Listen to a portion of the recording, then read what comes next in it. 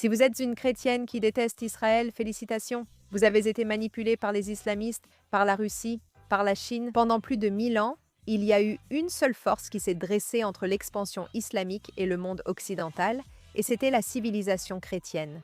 Elles ont résisté car elles savaient ce qu'elles défendaient et pourquoi elles luttaient, et les islamistes ne l'ont jamais oublié. Ils ont passé des siècles à essayer de comprendre comment terminer ce qu'ils avaient recommencé, c'est-à-dire la conquête du monde, comment obtenir par d'autres moyens ce qu'ils ne pourraient jamais conquérir par la seule force. Et finalement, ils ont trouvé la réponse. Vous ne pourriez pas vaincre les chrétiens sur un champ de bataille, mais vous pourriez détruire leurs alliances. Vous pourriez les pousser à se concentrer sur leur ennemi. Actuellement, cette stratégie fonctionne mieux que n'importe quelle armée ne l'a jamais fait. Si vous êtes plus indigné par ce qui s'est passé le dimanche des Rameaux à Jérusalem que par ce qui s'est passé au Nigeria, alors ils réussissent à vous détourner du vrai problème. Mais vous n'avez pas besoin de me croire. C'est une stratégie aussi vieille que le monde. Et comme toujours, tout commence par la connaissance de votre histoire. Bienvenue dans l'émission IRK sur JNS TV. Commençons par le début. Nous sommes en 632. Le prophète Mahomet meurt et ce qui suit est l'une des expansions militaires les plus extraordinaires de l'histoire connue. En un siècle, les armées arabes envahissent l'Empire perse, traversent l'Égypte, l'Afrique du Nord et pénètrent en Espagne. Des villes chrétiennes depuis 600 ans tombent sous domination islamique, et la vitesse de cette expansion choque le monde antique.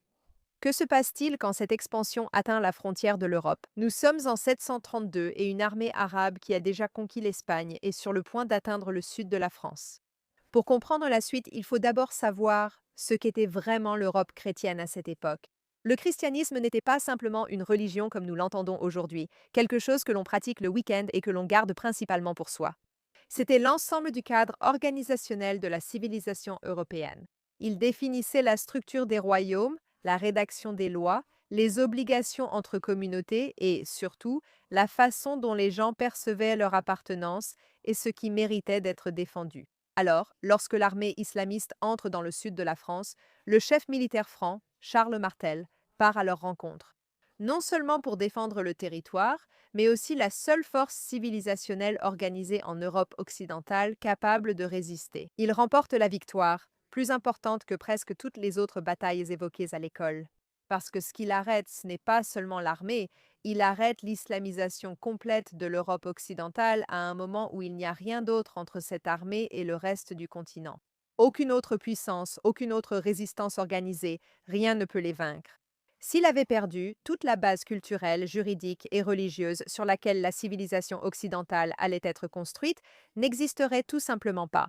L'Europe, telle que nous la connaissons, n'existe pas, et c'est la civilisation chrétienne qui empêche cela. Ne vous inquiétez pas. Cependant, leurs plans d'expansion ne se sont pas arrêtés. Ils poursuivent vers l'Asie centrale, l'Afrique, et surtout tentent constamment d'entrer en Europe par un angle différent. Alors que Charles Martel avait bloqué l'avancée par le sud et l'ouest, il y avait un autre front. Imaginez que l'Europe possède deux portes. Martel venait de refermer une porte, mais celle du sud-est, passant par l'actuelle Turquie, la Grèce et les Balkans, restait grande ouverte. Elle était en réalité protégée par un autre empire chrétien.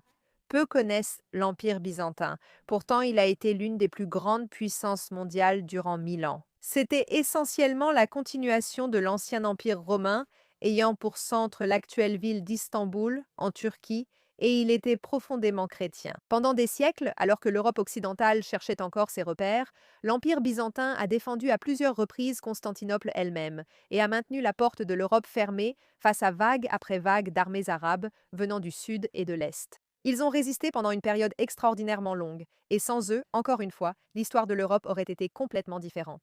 Tout cela est vrai jusqu'en 1453 lorsqu'ils n'ont pas réussi. L'Empire ottoman, un puissant empire turco-musulman qui s'était développé pendant plus d'un siècle, a finalement percé les défenses de Constantinople après un siège qui a choqué le monde entier. La ville qui était chrétienne depuis plus de 1000 ans est tombée.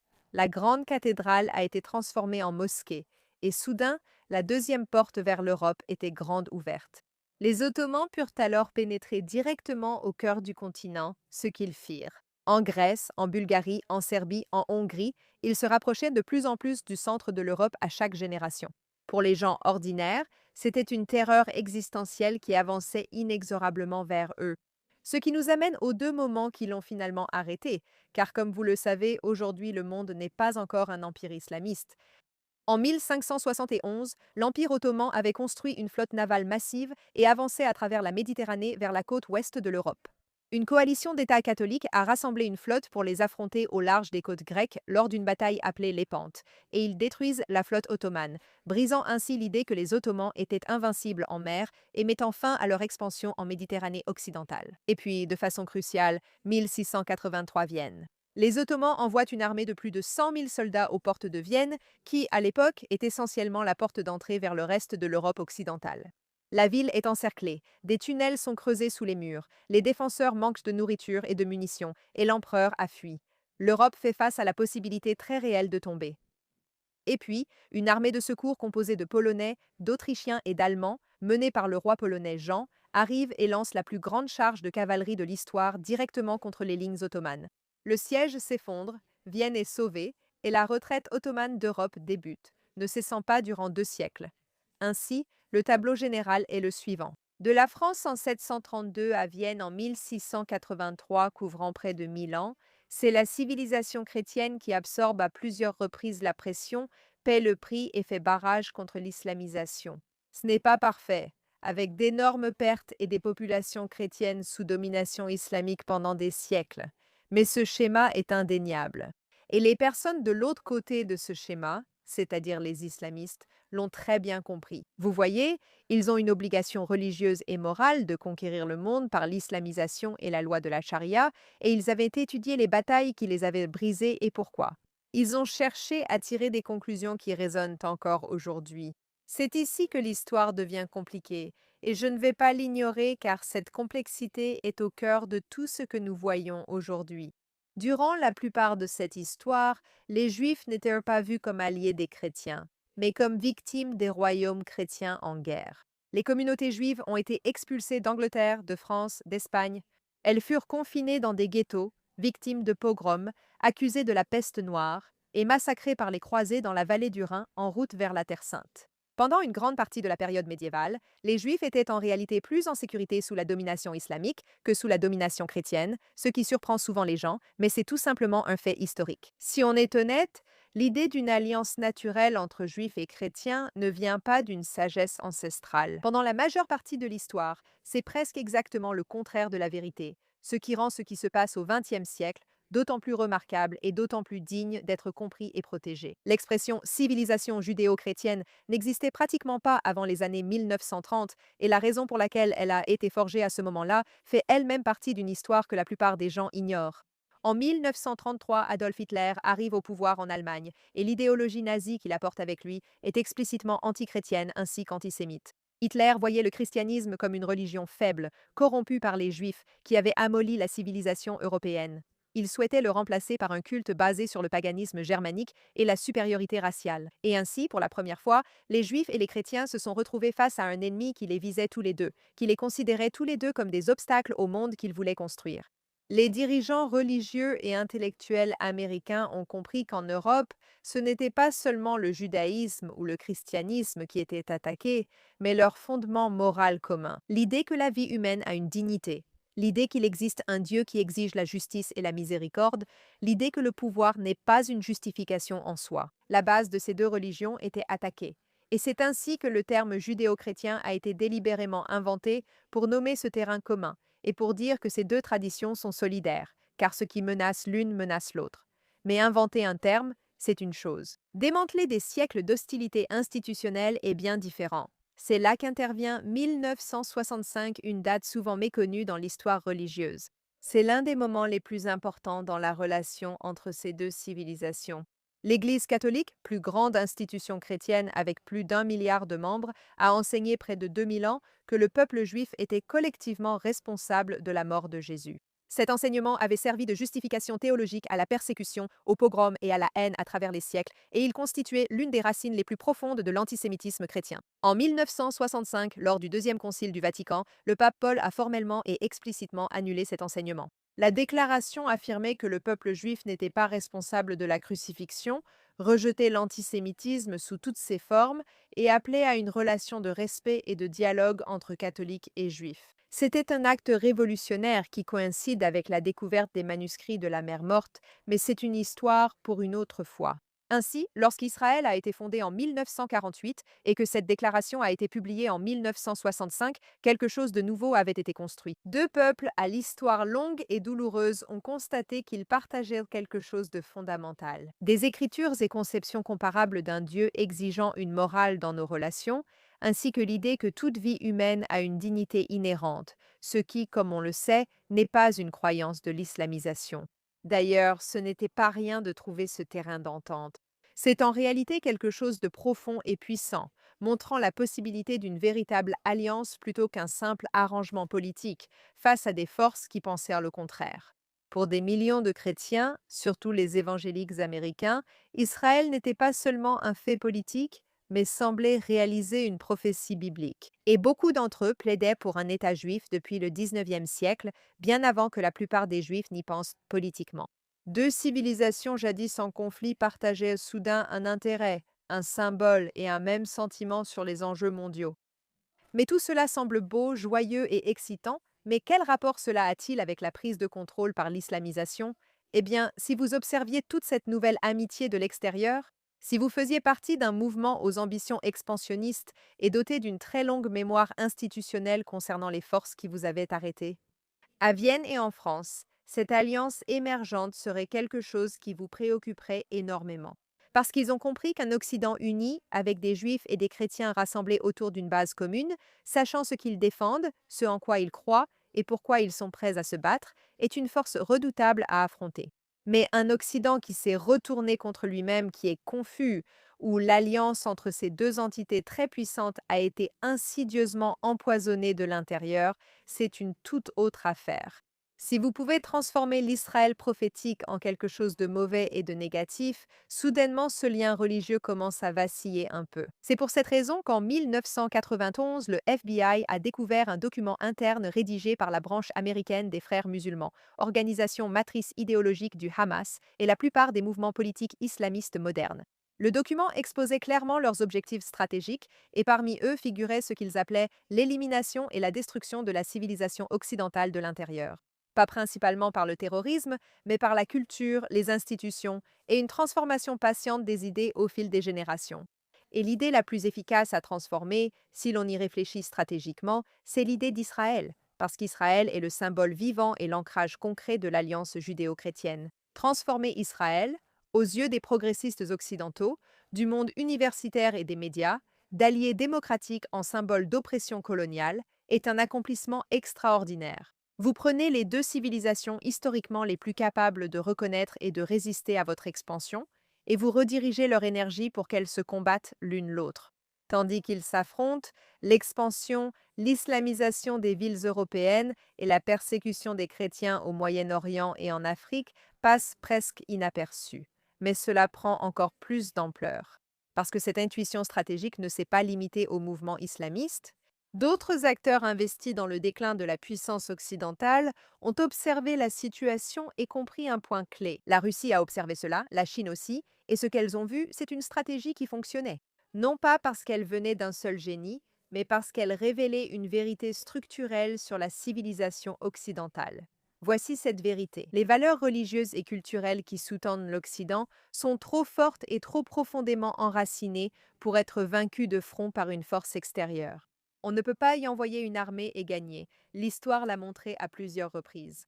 Si vous provoquez des divisions internes et affaiblissez l'Occident de l'intérieur, il finira par s'autodétruire sans que vous ayez à le vaincre.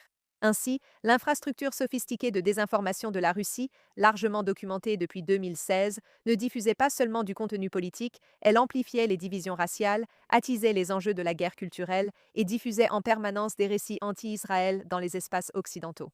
Semer la discorde entre juifs et chrétiens en Occident sert les intérêts stratégiques de la Russie autant que ceux des islamistes. Rappelez-vous, ils n'aiment pas la religion parce que la religion va à l'encontre de tout ce en quoi ils croient et pourquoi ils se battent. Les opérations d'influence chinoises ont suivi un schéma similaire, finançant des départements universitaires, entretenant des liens avec les médias et amplifiant discrètement les récits. Que nous pouvons saper la cohérence culturelle occidentale sans avoir à faire quoi que ce soit d'autre que de la propagande en ligne. Ce ne sont pas d'ailleurs des opérations coordonnées au sens d'une réunion secrète dans une pièce quelque part. Elles n'en ont pas vraiment besoin. Ce sont tous des acteurs distincts qui sont arrivés indépendamment à la même conclusion. L'alliance judéo-chrétienne est le pare-feu de la civilisation occidentale, et la faille qu'ils attaquent sans cesse de toutes parts est toujours la même, Israël. Les récits médiatiques autour d'Israël, les discours sur les campus à propos d'Israël, l'idée soigneusement implantée et entretenue pendant des décennies selon laquelle soutenir Israël, et par extension soutenir les Juifs, serait se placer du mauvais côté de l'histoire pour toute personne ayant une conscience. Réfléchissez à ce que cela donne concrètement. La même semaine où une procession du dimanche des rameaux à Jérusalem faisait la une, l'histoire étant détournée pour accuser Israël d'être contre les chrétiens, plus de 200 chrétiens étaient massacrés au Nigeria. Des églises incendiées, des familles tuées en prière, l'une des pires attaques contre les chrétiens depuis des années, et pourtant vous n'en avez sans doute pas entendu parler, et la majeure partie du monde non plus. Ils le cachent ou n'en parlent même pas parce que non seulement cela complique le récit qui a été si soigneusement construit, mais cela rappelle aussi aux gens que les Juifs ne sont pas les seuls à être des cibles, les chrétiens le sont aussi. Il y a un schéma qui se répète sur plusieurs continents, et si ce schéma devient visible, si les gens relient ce qui arrive aux communautés juives et chrétiennes, les questions qu'ils posent deviennent dangereuses pour ceux profitant de la confusion actuelle. L'attention reste sur les opérations militaires israéliennes. Toute une génération de personnes bien intentionnées, des personnes avec de véritables bonnes intentions qui veulent être du bon côté de l'histoire, sont guidées vers la conclusion que la position morale, la position des droits de l'homme, celle qui devrait être naturellement chrétienne, est de s'opposer à Israël. Mais il n'a jamais été question d'Israël. Il s'agit d'un plan sophistiqué visant à pousser une équipe imbattable à se battre entre eux afin qu'ils puissent être détruits. L'alliance majeure du monde occidental se fissure discrètement, résolution de campus et vote de désinvestissement d'églises après l'autre, tandis que la plupart ignorent ce qui se passe vraiment, trop occupés à débattre de sujets imposés. Mais l'endroit où cette stratégie est aujourd'hui la plus visible et où la plupart des gens passent complètement à côté de ce qu'ils voient réellement, c'est dans la conversation sur l'Amérique et Israël. Parce que ce qui s'est passé ces dernières années, c'est que l'alliance judéo-chrétienne a discrètement été rebaptisée. Elle a été retirée de son contexte moral, civilisationnel et religieux, puis reconditionnée en une question politique. Cette alliance avec Israël est-elle bénéfique pour l'Amérique? Israël en vaut-il la peine? L'Amérique ne serait-elle pas mieux sans cette relation compliquée qui la mène dans des conflits inutiles au Moyen-Orient? Ces questions sont logiques géopolitiquement, mais c'est précisément le but. Parce qu'à partir du moment où vous réduisez l'alliance à un simple calcul politique de coûts et de bénéfices, vous perdez déjà de vue ce qu'elle est réellement et pourquoi elle compte vraiment. Vous avez pris quelque chose qui porte 1000 ans de poids civilisationnel et vous l'avez transformé en un simple point à l'ordre du jour qu'on peut balayer lors d'un débat sur une chaîne d'information. Ce n'est pas un hasard, et c'est particulièrement remarquable en ce moment, alors qu'une guerre historique contre le terrorisme, une idée fondamentalement anti-occidentale, est en train d'être infantilisée, pour devenir un débat sur l'idée qu'Israël manipule l'Amérique, au lieu d'être célébré pour l'événement historique que c'est, la chute de la République islamique, quelque chose que les Américains soutiennent depuis des années. Le rabbin Jonathan Sachs l'a vu clairement. Il l'a nommé le nouvel antisémitisme, notant son passage de l'extrême droite, où il existait depuis des siècles, à la gauche progressiste puis au courant politique dominant. Ce qui le rendait nouveau, ce n'était pas la haine en elle-même, aussi vieille que l'histoire, mais la respectabilité du langage qui l'enveloppait. Évidemment, après 1945, l'antisémitisme était totalement interdit. Avant, on disait que les Juifs contrôlaient les banques. Maintenant, c'est que les Juifs contrôlent la politique étrangère américaine. Avant, on disait que les Juifs étaient une influence corruptrice sur la société chrétienne. Maintenant, c'est qu'Israël est une influence corruptrice sur la démocratie occidentale. Les accusations spécifiques changent à chaque époque pour s'adapter à la politique du moment, mais la fonction sous-jacente reste toujours identique: faire en sorte que la présence juive dans le monde occidental soit perçue comme un problème à résoudre plutôt que comme l'un des piliers qui le défendent. Voici pourquoi cela compte, au-delà de la politique et des gros titres immédiats. L'histoire juive moderne n'est pas seulement juive, c'est une démonstration concrète de tout ce en quoi l'alliance judéo-chrétienne affirme croire. Pensez à ce qu'est réellement Israël. Au milieu d'une région la plus instable, disputée et menaçante de la planète, le peuple juif a bâti un pays dynamique, une nation qui valorise la vie au point d'exceller en médecine, technologie, agriculture et culture, tout en luttant pour sa survie sur plusieurs fronts depuis plus de 70 ans.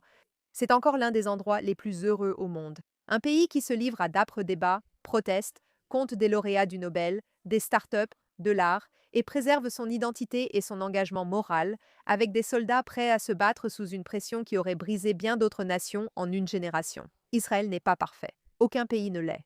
Ce pays incarne ce à quoi aspirait autrefois l'Occident. Une société consciente de ses valeurs et prête à les défendre, quel qu'en soit le prix. C'est sans doute la principale raison pour laquelle il a été diabolisé. Un État juif prospère au cœur de la plus grande menace qui pèse sur la civilisation occidentale prouve que les valeurs de cette alliance restent actives aujourd'hui et ne sont pas de simples vestiges historiques. En parallèle, il se passe autre chose, sans doute la partie la plus importante mais souvent négligée de cette histoire.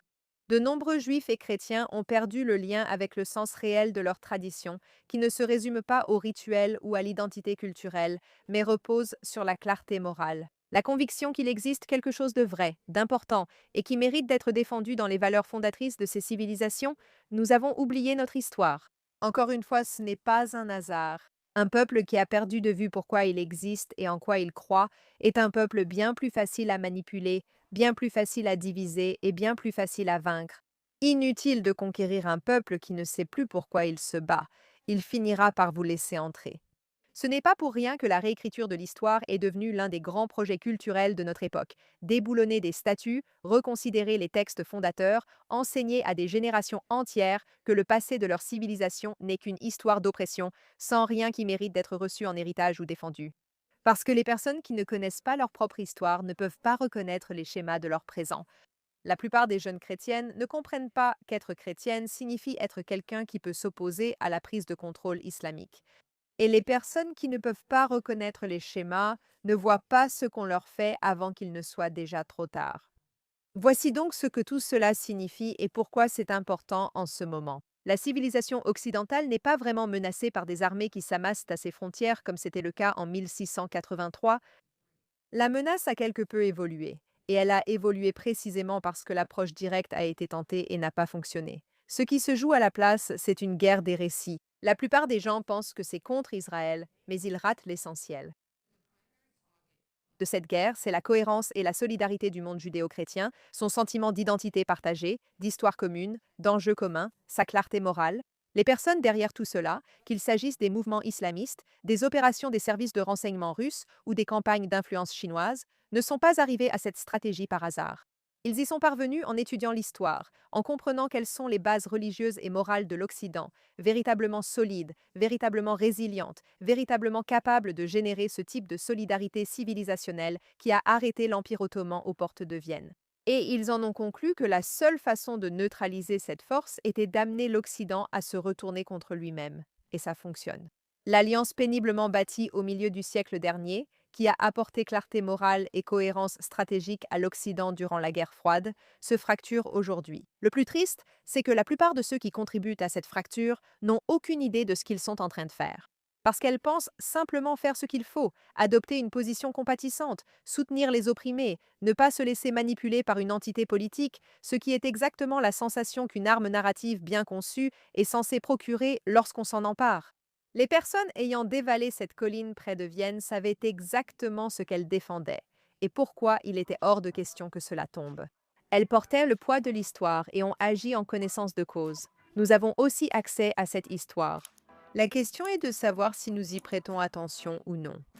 Je suis Irke et je vous retrouve la prochaine fois.